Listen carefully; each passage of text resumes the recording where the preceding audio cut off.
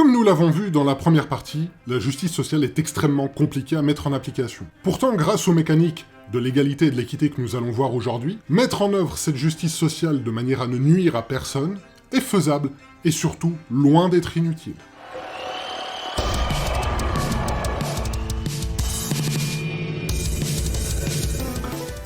Comme pour la précédente, ici on va essayer au maximum de mettre de côté toutes les notions arbitraires, moralisatrices ou autres. Parce qu'avant de parler d'égalité et d'équité, il faut quand même comprendre quelque chose assez rapidement. C'est que dans justice sociale, il y a justice. Et bien c'est ce qu'on va voir assez rapidement dans ce premier point.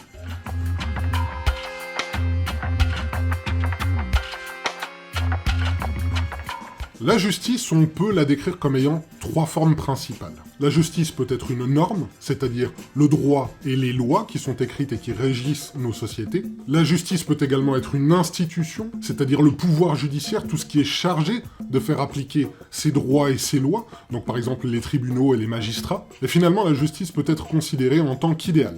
Et c'est précisément de quoi il s'agit dans notre cas de figure. La justice en tant qu'idéal a elle aussi deux formes, c'est la fête du slip, malheureusement j'y peux rien. Elle peut être vue comme culturelle, c'est-à-dire qu'elle va répondre aux attentes et aux besoins d'une société spécifique, tout comme elle peut être perçue comme la justice universelle, c'est-à-dire qu'elle transcende les notions de société et de cultures humaines. Car le concept sous-jacent derrière cette notion de justice universelle est d'atteindre individuellement ou collectivement une certaine forme de liberté et d'égalité pour tous les humains. Et c'est à cela que fait référence le mot justice dans justice sociale. D'ailleurs, là, je vous ai mentionné l'égalité. Eh bien, on va en parler de l'égalité et de l'équité.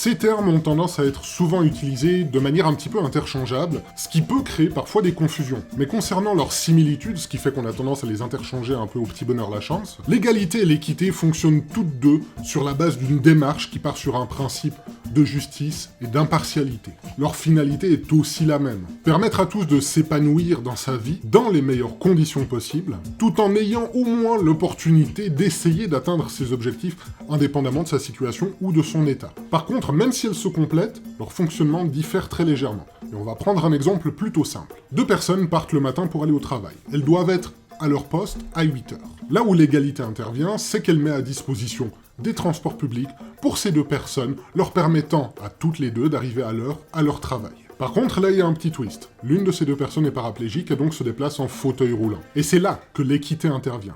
Parce que l'équité va anticiper la situation, et donc ces transports seront équipés de moyens d'accessibilité, comme par exemple une rampe, permettant à cette personne paraplégique d'accéder au véhicule, et donc de pouvoir arriver à l'heure à son travail. Parce que oui, l'égalité est effectivement aveugle, et c'est pour cela que l'équité prend en compte le statut individuel de chacun, afin de leur fournir les outils qui à terme leur permettent d'atteindre ce statut égalitaire. On pourrait résumer la chose en disant que l'équité c'est plutôt un moyen, tandis que l'égalité c'est plutôt un résultat. Par contre, ça serait incorrect de dire que l'égalité ne peut pas fonctionner sans l'équité. Mais pour que cela fonctionne, il faudrait que tous les individus dans une situation donnée partent du même point de départ, avec les mêmes conditions, tout en ayant les mêmes besoins et au final les mêmes objectifs. Dit comme ça assez rapidement, on se dit mais attends, c'est quasiment impossible à mettre en place quand on voit toutes les différences qu'il y a dans la société. Mais en fait si, par exemple dans les compétitions sportives, où tous les athlètes sont censés avoir une condition physique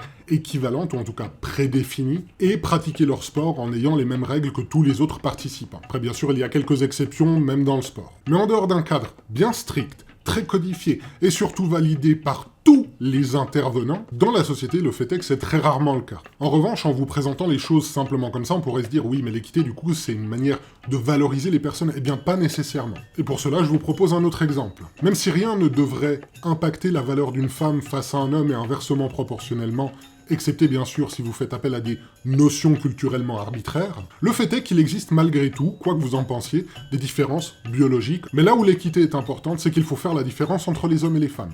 Pourquoi ? Parce que certains médicaments et traitements peuvent agir différemment, que ce soit au niveau des effets principaux ou des effets secondaires, sur l'homme ou la femme selon le sexe de la personne qui ingère le médicament. C'est pourquoi tout ne peut pas être prescrit à tout le monde de manière égale. Donc l'équité n'a pas ce rôle juste d'être le mec bien sympa qui vient vous tendre la main, viens on est tous égaux, on va courir dans un champ de fleurs en chantant des chansons d'amour tout nus. Non, ça ne fonctionne pas comme ça. D'ailleurs, on va voir quelques autres exemples d'utilisation pratique et faire un petit jeu. Non, il n'y a rien à gagner.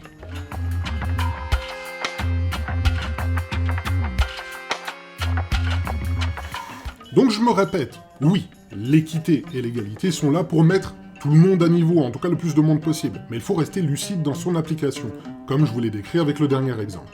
Mais pour mieux comprendre à quel moment on utilise peut-être ou pas l'égalité ou l'équité dans ces situations qui peuvent arriver à peu près tous les jours ou quand vous lisez le journal, nous en arrivons à notre petit jeu qui, oui, effectivement, est largement inspiré des petits jeux que propose Defecator dans ses vidéos. Pourquoi réinventer la roue quand c'est bien fait? Le jeu est plutôt simple, je vous présente 4 situations différentes et c'est à vous de me dire si, par rapport à ces situations, il s'agit d'égalité, d'équité ou alors les deux en même temps. Alors c'est parti. Un club de boxe organise chaque année un camp afin de présenter ce sport aux plus jeunes, tout en leur apprenant les bases de ce dernier. Traditionnellement, cette sortie était réservée aux garçons, mais maintenant, les organisateurs ont constaté que les filles s'y intéressent également. Ils prennent donc des mesures pour les inviter et surtout les encourager à participer, rendant ainsi le camp mixte. Égalité, équité ou les deux.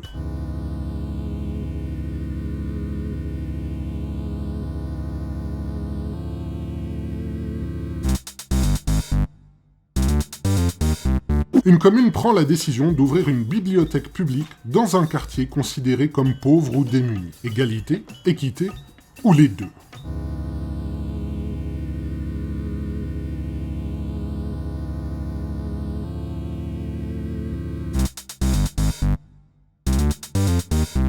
Une entreprise œuvrant dans un domaine technique particulièrement pointu a besoin de recruter du personnel très spécialisé. Pour ce faire, elle fait passer un test d'aptitude aux postulants et recrutera celles et ceux qui auront obtenu les meilleurs résultats. Égalité, équité ou les deux.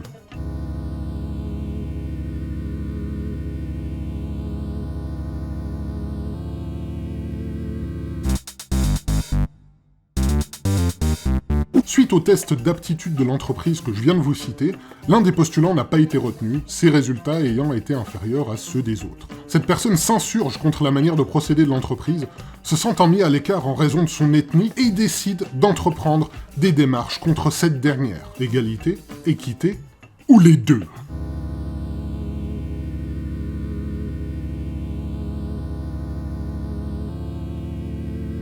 Et maintenant, on va voir quelles étaient les bonnes réponses. Dans le cas du club de boxe, il s'agit autant d'égalité que d'équité. L'égalité est présente parce que, peu importe finalement le sexe du participant, que ce soit un jeune garçon ou une jeune fille, ils sont soumis aux mêmes conditions et ont accès au même contenu. Mais l'équité est également présente car il y a une valorisation d'un groupe minoritairement représenté pour cette activité. Et là, en l'occurrence, c'était les jeunes filles. Pour le deuxième point, celui de la bibliothèque, il s'agit clairement d'équité. Et uniquement celle-ci. Ouvrir une bibliothèque à cet endroit précis permet d'amener les outils du savoir à des personnes plus défavorisées, ce qui les encourage à utiliser ces outils du savoir, à se cultiver, à se développer, sans avoir à nécessairement payer les livres, puisque vous pouvez les emprunter, ou payer un transport public histoire d'aller à la bibliothèque la plus proche.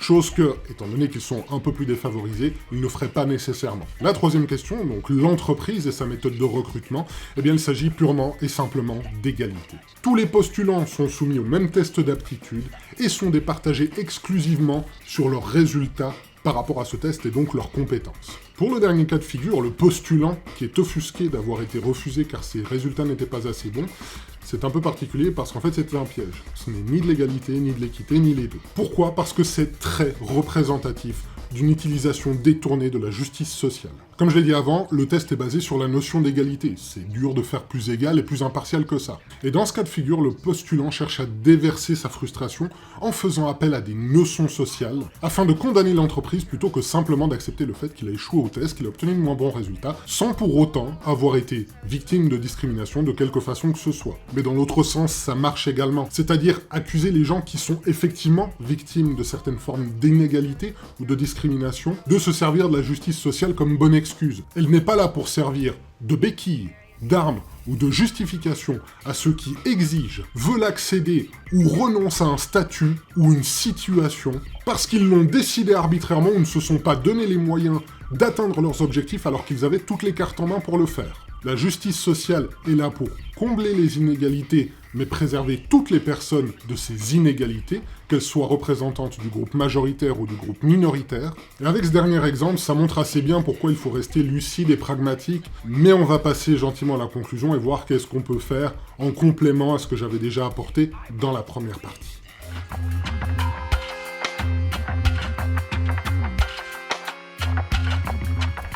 Comme on l'a vu à travers ces deux parties, et non quelque chose qui n'a pas changé par rapport à la première, c'est qu'il n'y a pas de réponse absolue et définitive, ce sera toujours très compliqué. L'humain, la société, les personnes sont tous tellement différents les uns des autres, que trouver cette espèce de juste milieu, ce point où tout le monde peut à peu près se mettre d'accord.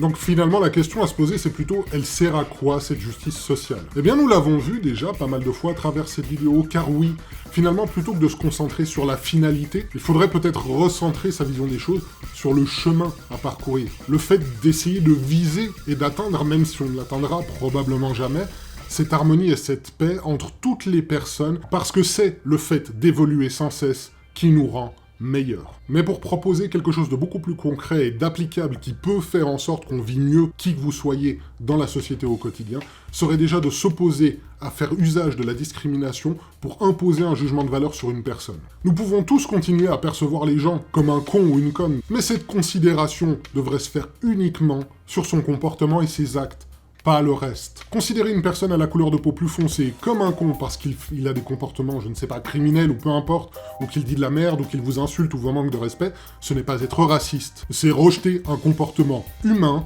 parce que les personnes aussi qui ont tendance à s'insurger et à crier au racisme et à la discrimination partout, sont aussi des personnes qui contribuent à maintenir ce phénomène de discrimination, puisqu'ils marquent systématiquement la différence. Et ça, par rapport à la discrimination, on en a déjà beaucoup parlé dans la vidéo sur le racisme et la discrimination qui est ici, à laquelle vous pouvez accéder facilement. Vous verrez, c'est plutôt intéressant. Et ça, c'est aussi faire preuve d'égalité et d'équité. Mais bien sûr, à la fin, vous faites votre propre opinion par vous-même. Et c'est sur ces paroles que je vous laisse pour aujourd'hui. J'espère que ce projet de vidéo en deux parties vous a plu, vous a intéressé.